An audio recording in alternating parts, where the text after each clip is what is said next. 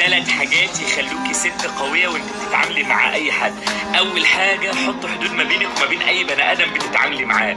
حدود ما بينك وما بين اي بني ادم بتقابليه كل يوم. لا تخلي حد يقول لك كلمة جارحة، ولا تخلي حد يتريق عليكي، ولا تخلي حد يقول كلمة دلع او كلمة فيها استخفاف. كل واحد وقفيه عند حده، فورا عند حده، عشان يحترم نفسه. بيناديكي بلقب، حافظي على اللقب. ما تخليش اي بني ادم يكسر الحدود دي معاكي.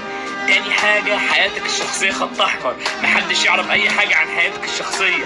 أي بني آدم بيعرف أي تفاصيل عن حياتك الشخصية للأسف بيستغلها ضدك، وبيعرف نقاط الضعف اللي في حياة أي بني آدم، وللأسف بتبقى نقطة ضغط عليك. حياتك الشخصية خط أحمر. لا حد يعرف رحتي فين، ولا جيتي منين، ولا بتعملي إيه، اتخطبتي، فسختي، اتطلقتي، اتجوزتي، كل دي حياتك الشخصية. اوعى حد يعرف عنها أي حاجة. أول ما بني آدم بيعرف عنها حاجة للأسف بتبقى ضعيفة قدامه. لا، خليكي حاطة وش القوة قدام أي بني آدم ما يعرفش عنك أي حاجة. وآخر حاجة، أرجوكي، قلبك ده يعني أطيب حاجة في الدنيا. اللي يصعب عليكي يفقرك. طول ما قلبك بيتعامل مع الناس أنت ضعيفة. خلي عقلك هو اللي يسيطر على قلبك.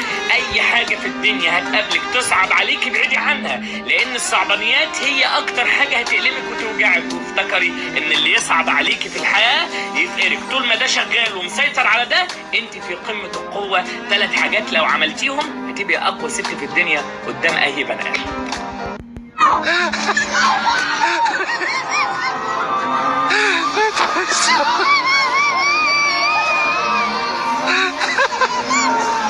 Это